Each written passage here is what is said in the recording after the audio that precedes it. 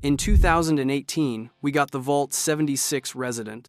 You're emerging from Vault 76 on Reclamation Day in 2102, making this the earliest post-war timeline in the series at just 25 years after the bombs fell.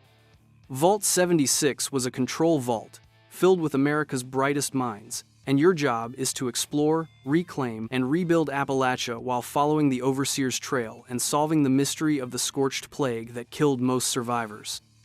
You face new threats like scorch beasts, these giant mutant bats that are basically dragons, while working with other vault dwellers to determine the region's fate. The main quest has you dropping nukes on the Scorch Beast Queen to stop the plague, and you even develop a vaccination a year later that brings life back to Appalachia. But here's the massive problem. Appalachia is never mentioned in any later Fallout games despite being crucial to early post-war recovery. And there are nearly 200 years of missing information about the region between Fallout 76 and the TV show. The dark theory is that the Vault 76 residents eventually had to nuke the entire region to stop a mutated scorched plague from spreading to the rest of America, essentially sacrificing themselves and everything they built to save humanity. Alternatively, there's growing evidence that it's all a simulation. Terminals in the White Spring bunker mention being trapped in a virtual strategic simulation game like Operation Anchorage, plus graffiti all over Appalachia says, "Nothing is real." The simulation theory has plot holes since Vault Tech shouldn't know about Brotherhood of Steel or super mutants, but maybe someone's actively updating the system based on outside events.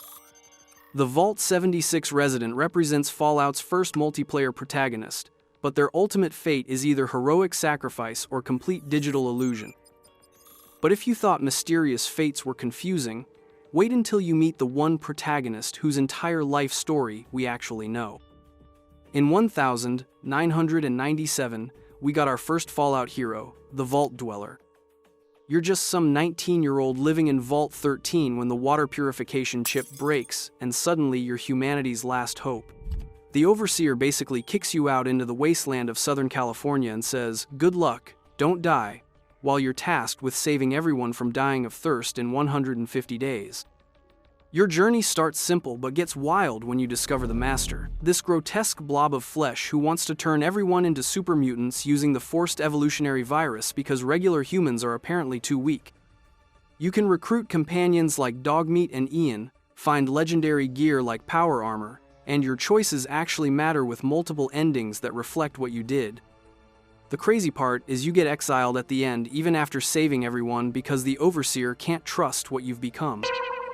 According to the Vault Dweller's memoirs released with Fallout 2, the canonical protagonist was probably Albert Cole, and we know way more about his fate than any other hero. After being banished, he wandered the desert near Vault 13 until he found other Vault refugees who joined him heading north. They established Arroyo, where he fell in love with a woman named Pat and had 2 daughters, becoming the village leaders together. When Pat died, the Vault Dweller led the tribe alone until he wrote his memoirs for the new Elder, then disappeared forever, leaving just his Vault suit folded on his bed, with the memoirs signed simply, "The Wanderer." The Vault Dweller's family legacy becomes the backbone of the entire early Fallout timeline, and he's the only protagonist whose complete life story we actually know. If you thought exile after saving everyone was harsh, his descendant proves the apple doesn't fall far from the wasteland tree. In 1998, we got the Chosen One. You're the Vault Dweller's grandchild living in that village of Arroyo your ancestor founded, except now it's dying from famine and disease. Your grandmother, who happens to be the village elder and the Vault Dweller's daughter, sends you out to find a Garden of Eden creation kit to save everyone, which sounds like a fancy gardening tool but is actually super advanced terraforming tech. You're literally chosen through an ancient ritual called the Trial of the Temple, making you the most destined protagonist in the series. Your quest pits you against the Enclave, these pre-war government remnants who think all wastelanders are genetic trash and plan to commit genocide with an airborne FEV virus. The game lets you become ridiculously overpowered, and you can literally convince enemies to give up through pure speech skill. Plus, you get to fight Frank Horrigan, this cybernetic super soldier who's basically a walking tank. You rescue both your tribe and the Vault 13 residents, become Arroyo's new elder, and cement your place as literally a god among men, according to wasteland legends.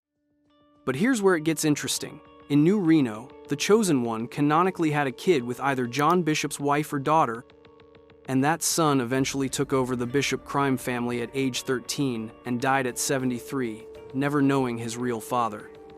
There's also a wild fan theory that the Chosen One is actually Nork from New Vegas. The evidence includes a wrecked highwayman outside Novak with a Vault 13 jumpsuit in the trunk, according to the J. Sawyer mod. Plus, Nork has Enclave propaganda and that gun, which matches the 223 pistol from the original games. The ages line up perfectly since the Chosen One would be 60 during New Vegas, but it's more likely Bruce Isaacs stole the car from Mr. Bishop and crashed it while fleeing.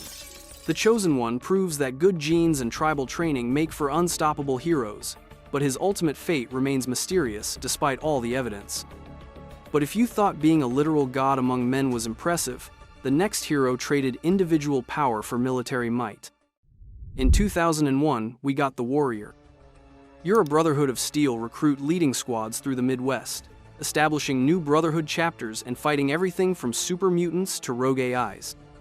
This splinter Midwest faction is way more militarized than their West Coast brothers, and you're climbing ranks while tackling the Calculator, an AI in Vault Zero that wants to optimize humanity by turning everyone into cyborgs. Your leadership style determines whether the Midwest becomes a beacon of hope or a totalitarian regime controlled by the Brotherhood. The game focuses entirely on squad tactics and military strategy rather than personal character development, making you more of a general than a lone hero. The Warrior represents the Brotherhood's expansion eastward, though the game's canonicity is in limbo and this character rarely gets mentioned in later games. If you thought questionable canon was bad, the next protagonist isn't even considered part of the series. In 2004, we got the Initiate. You're a Brotherhood of Steel newbie in this action-focused spin-off that ditched RPG mechanics for hack-and-slash combat through the Texas wasteland. The story follows basic Brotherhood missions against mutants and raiders while you climb the ranks. But honestly, there's not much depth here since the game focuses more on beating things up than character development or meaningful choices. You can pick from different initiates like Cyrus, Nadia, or Unlockable Kane, but the linear progression and lack of real RPG elements make this feel like a completely different franchise. This protagonist isn't considered canon by later games, making them basically irrelevant to the main series continuity. But if you thought being erased from canon was rough, this next hero got erased from history despite being a legendary savior. In 2008, we got the Lone Wanderer.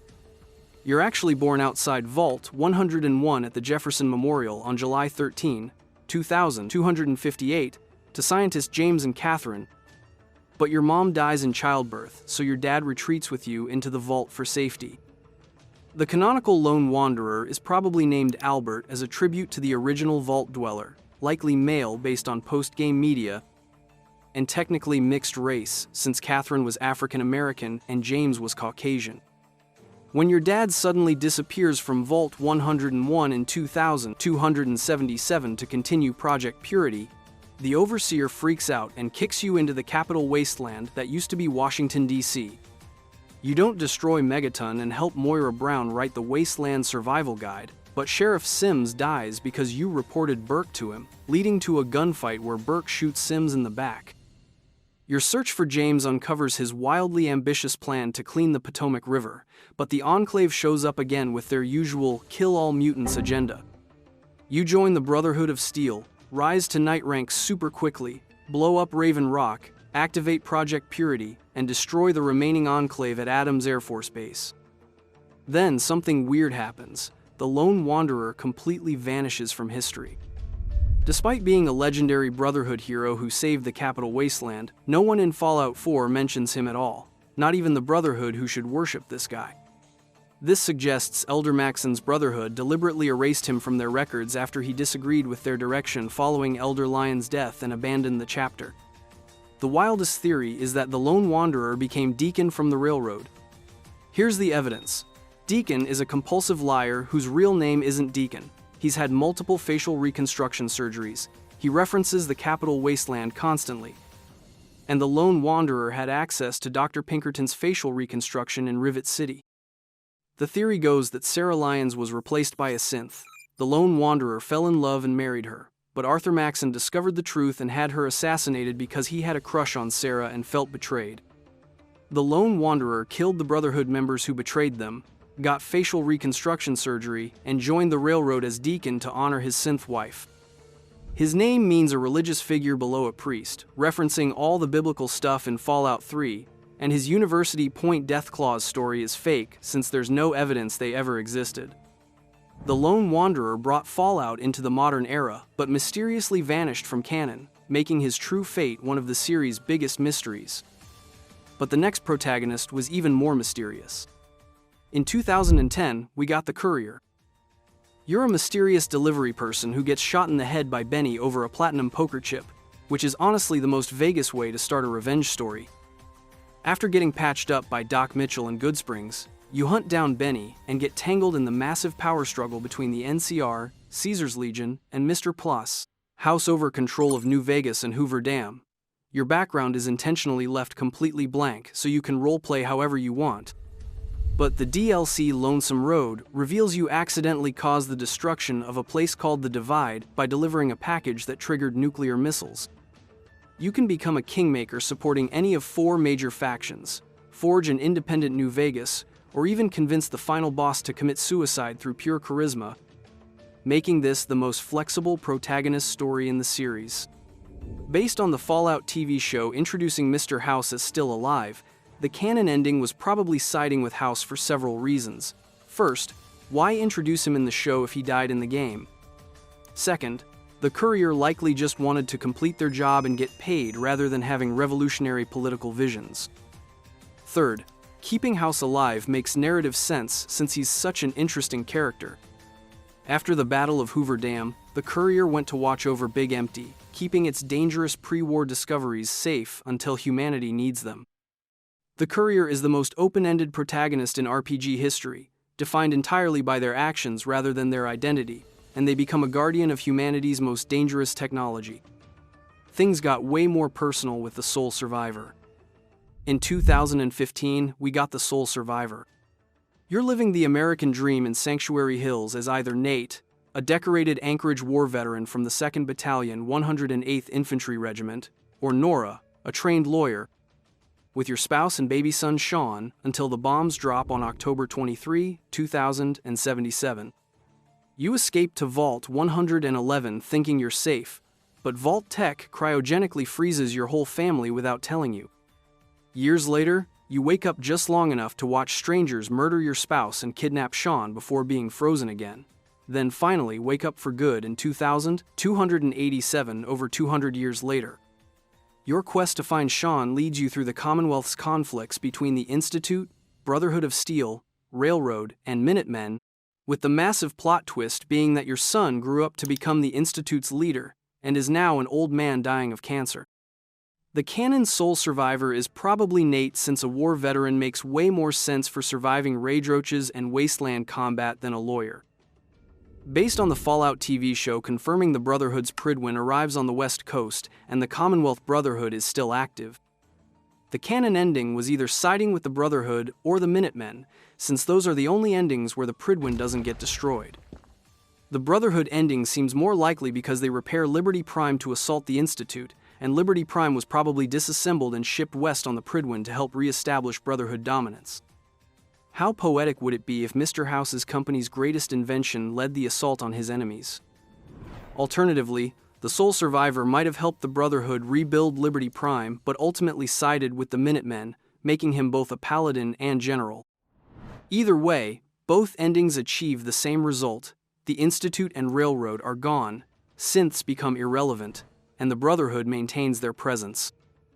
The Sole Survivor either became a Brotherhood Sentinel or Minutemen General while rebuilding civilization from scratch, bridging the pre-war and post-war worlds like no other protagonist. If you enjoyed this video and want to see every Fallout game explained, click the video on the screen.